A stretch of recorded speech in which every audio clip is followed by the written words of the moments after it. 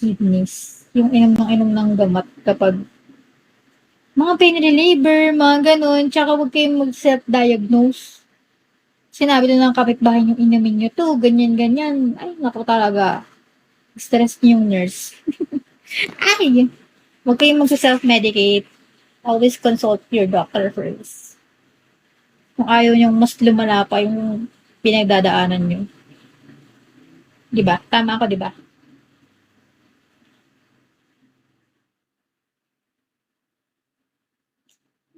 Money, money.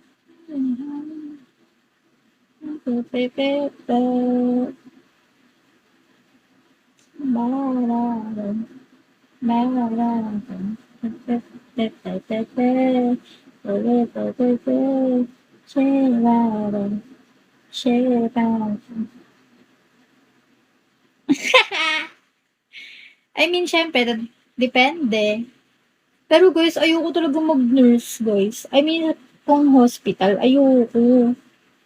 Unless sa ibang bansa. Just, hindi, pero ayoko talaga kasi sobrang, ano, ito sobrang nakaka-stress, nakakapagod.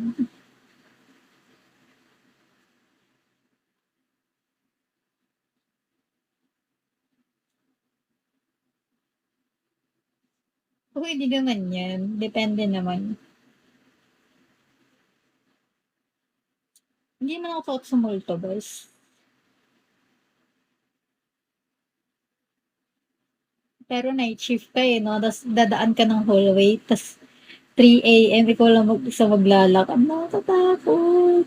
So, sobrang tahimik. Ang dami pa naman ng namatay sa ano, sa hospital. Pero okay lang, yung mababait naman sila. Acknowledge mo na lang na marami na talagang namatay doon.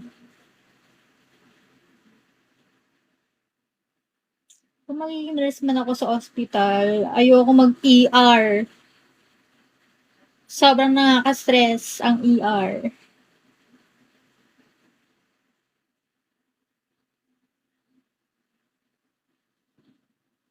Although pwede rin ako mag-ICU. Basta dun talaga kasi mga critical na eh. Alam mo yung ano, malapit na mamamatay.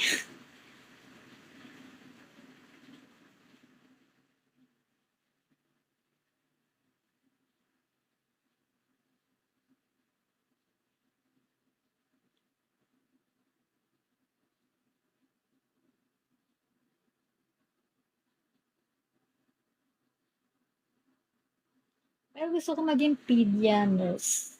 Ayoko mag-OB. Sabi ng prof ko na nurse, malam